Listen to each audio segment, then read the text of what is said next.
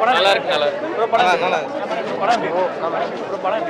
நல்லா இருக்கு நல்லா இருக்கு